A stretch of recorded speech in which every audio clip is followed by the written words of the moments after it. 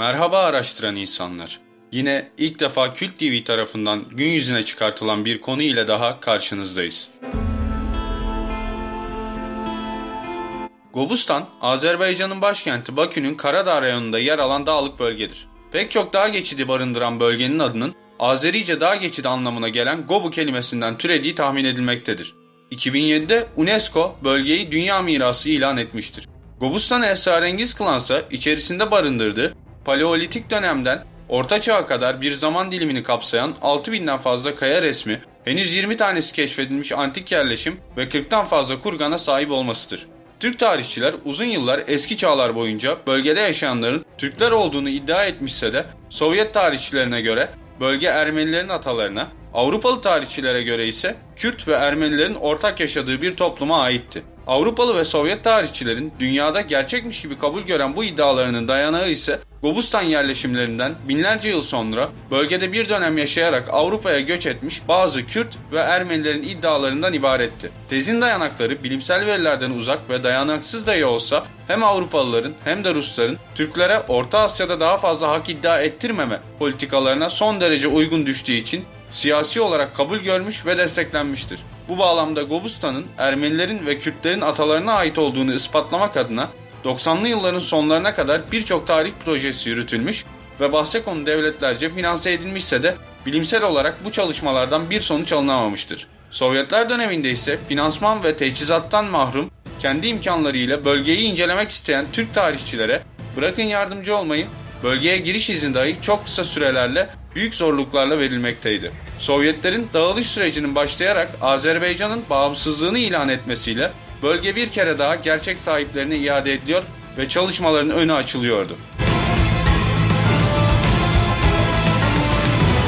Atatürk Üniversitesi Türkiyat Araştırmaları Enstitüsü Müdürü Profesör Doktor Cengiz Al Yılmaz, Gobustan'daki kaya resimleri ve damgalar üzerine 21 farklı epigrafik ve fotogrametrik yöntem uygulayarak bunların Türk dünyasındakilerle benzer olduğunu, tarihleri M.Ö. 11.000 yılına kadar uzanan bu eserlerin Kıpçak Türklerine ait olduğunu ispat etti. Asya'dan Kafkaslara, Kafkaslardan Anadolu'ya, Anadolu'dan da Avrupa'nın içlerine giden Kıpçaklar yerleştikleri yerlerde pek çok eser vücuda getirmiştir. Bu eserler içinde Gobustan'dakiler ise ayrı bir yere ve öneme sahiptir. Al Yılmaz, Gobustan'daki eserlerin Kıpçak Türklerinin göçebe değil yerleşik bir kültür ve uygarlığa sahip olduklarını, bu eserlerin Türklerin yaşayış ve inanışına ait birçok bilgiyi bünyelerinde taşıdıklarını söylemiştir. Profesör Doktor Al Yılmaz, Türk boy ve toplulukları gittikleri yerlerde muhteşem eserler, şehirler vücuda getirmişler. Biz Türkler birilerinin, özellikle Batılıların bize empoze ettiği gibi göçebe bir millet değiliz. Biz çok erken dönemlerde yerleşik hayata geçmişiz.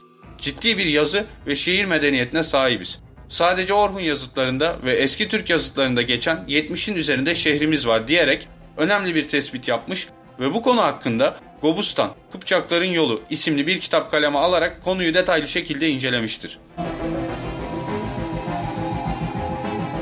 Bölgenin ilk defa önem kazanıp incelenmesi ise Sovyetler Birliği dönemine denk gelmektedir. Bu dönemde bölgenin Türklerin atalarına ait olduğu henüz kanıtlanmamışken Sovyet bilim insanlarınca yapılan incelemelerde bahse konu kaya resim ve yazıtlarında dünya dışı izlere rastlanması üzerine bölge kapsamlı şekilde analiz edilmiştir.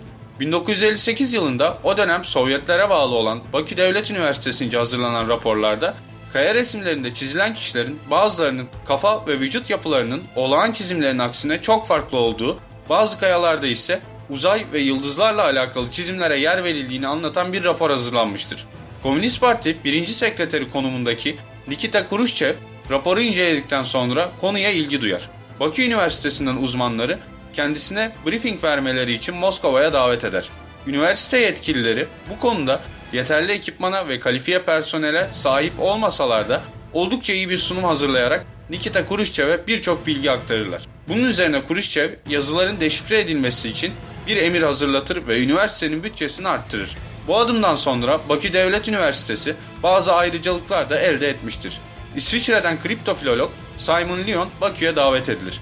Yazıt ve resimlerin baştan aşağı bölgesel haritası çıkartılır. Öncelikli olarak farklı betimlemelerin olduğu kaya resimleri sıkı bir incelemeden geçirilir ve karşılaştırma yöntemiyle hangi çizimin ve hangi şeklin ne anlama geldiği kesin olarak saptanır.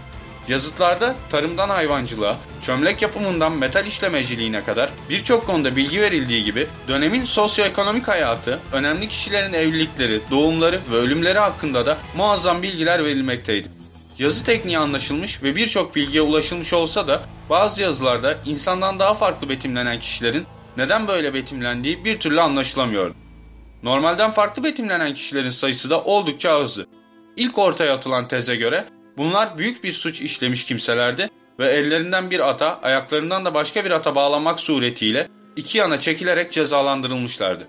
Ancak bu tez kısa sürede çürütüldü. Yine bulunan başka bir yazıtta bu farklı betimlenmiş kişilerden bir tanesine son derece muazzam bir cenaze merasimi yapıldığı anlatılıyordu. Ancak bu kayanın aşağıları kırılmış ufak olmuştu. Bu yüzden konu tam olarak saptanamadı. İlerleyen günlerde daha eski tarihli kabaca çizilmiş bir duvar resminde de yine bu farklı görünümlü kişiler betimlenmiş ve çok daha fazla detay verilmişti.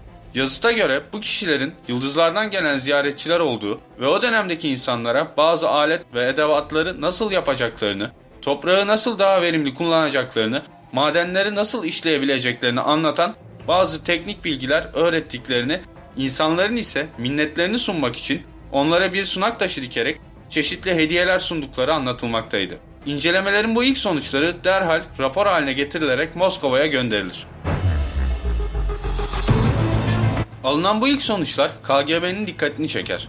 Son derece kapalı ve sert olan Sovyetler Birliği'nde KGB'nin olaya el koymasıyla dosya devlet sırrı kapsamına alınır. KGB yetkililerince ilk incelemeyi gerçekleştiren bilim adamları konuşmaları durumunda çalışma kamplarına gönderilmekle tehdit edilir. Simon Leon da apar topar ülkesine geri yollanır. Ülkesine geri döndükten bir hafta sonra şüpheli bir trafik kazasında hayatını kaybeder. Sovyetlerin çöküşüyle 90'lı yıllarda KGB raporları ortaya saçıldı. İngiltere'de yayın yapan ve dünyanın en saygın uzay ve dünya dışı yaşam dergisi olan Fate, 90'lı yıllarda bir sayısında 1969 tarihli bu raporu ve raporla birlikte bulunan bazı fotoğrafları yayınlar. Rapora göre 1959 ve 1960 yılında bölge KGB tarafından 2 kere daha incelenmiştir. İlk inceleme tamamen resimleri ve yazıları deşifre etme amacıyla yapılmıştır. Deşifre çalışmalarına bazı yabancı uzmanlar da dahil edilmiştir. Diğerlerine nazaran nispeten daha yakın bir tarihte çizilmiş olan bir kaya yazıtının yapılan deşifresinde yıldızlardan zaman içerisinde toplam 7 tane ziyaretçi geldiği, gelen bir ziyaretçinin öldüğü ve halk tarafından bu ziyaretçiye bir kaya mezarı oyularak eşyaları ile birlikte buraya koyulduğu yazmaktadır. Toplam 100 civarı yazı deşifresinin ardından KGB yetkilileri bu yazıt üzerinde özellikle dururlar. 1960 yılında yetkililer ikinci operasyonu başlatır. Ancak bir fark vardır. Bu sefer amaç yazı deşifre etmek değil, deşifre edilen yazıttaki mezarı bulmaktır. Bunun için kapsamlı bir çalışma yaparlar. Cihazlar bölgenin bazı kesimlerinden yüksek enerji çıkışı tespit eder. Aramalar bu bölgelerde yoğunlaştırılır. Gobustan büyük bir bölge olduğu için bölge askeriyesinden de aramalara katılmak üzere asker talep edilir. Her taşın altına, her oyuğa bakılır. Gobustan tarumar edilir. Şüpheli görülen her yer kazılır. En nihayetinde aramalar neticesinde uzun uğraşlar sonucu mezara ulaşılır. Mezara girmesi için 10 kişilik özel bir ekip oluşturulur. Kaya mezarın kapısı kırılmasın diye öncelikle kapı taşının etrafına çelik destek takılır ve dikkatlice içeriye girilir. Uzun bir giriş koridoru, bir ana salon ve bir de mezar odası şeklinde tasarlanan bu mezar, yapıldığı dönem göz önünde bulundurulduğunda oldukça önem atfeden bir kişi için tasarlandığı açıkça görülmektedir. Duvarlarda yazıtlar olmasına rağmen bu yazıtlar okunamaz haldedir. Mezar odasına girildiğinde bir büyük kaide, yanında ise başka bir küçük kaide bulunmaktadır. Bu iki kaidenin mezar tekniği eski Türk kavimlerinde sadece çok varlıklı kişiler, devlet adamları ve hükümdarlar için uygulana gelmiştir. Büyük kaidenin üzerinde 3 metre 15 santim uzunluğunda, ayakları 6 parmaklı, elleri ise 4 parmaklı, göz çukurları son derece büyük bir iskelet vardır. Yanındaki küçük kaidenin üzerinde ise asa benzeri değişik bir metal alaşımdan yapılmış, kıvrımlı uzun bir nesne ile küp şeklinde 8 kilogramlık bir materyal bulurlar. İskelette yapılan incelemelerde iskeletin yarı organik kristalimsi bir maddeden oluştuğu, yanında bulunan nesnelerin ise daha önce hiç rastlanmamış bir maddeden yapıldığı, küpün açılarak giysi veya zırh haline geldiği keşfedilmiş ancak açılması bir türlü başarılamamıştır. Bundan sonra mezarın içindekiler yeri bilinmeyen bir KGB laboratuvarına götürülürken Bulunan mezar ve yıldızlardan gelen ziyaretçileri betimleyen yazılar tahrif edilmiş ve ortadan kaldırılmıştır.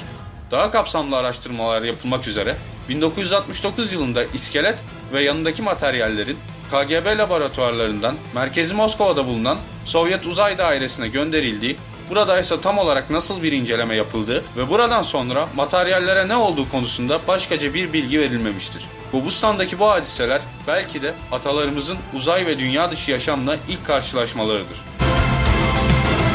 Kanalımızın araştırmalarına gelişerek devam etmesi için videoyu Twitter ve Facebook gibi sosyal ağlarda paylaşmayı, yeni videoları takip edebilmek için Fit TV'ye abone olarak Araştıran İnsanlar topluluğuna katılmayı unutmayın. Tüm soru, görüş ve önerileriniz için bana videonun altında bulunan mail adresinden ulaşabilirsiniz. Bir başka videoda daha görüşünceye kadar hoşça kalın araştıran insanlar.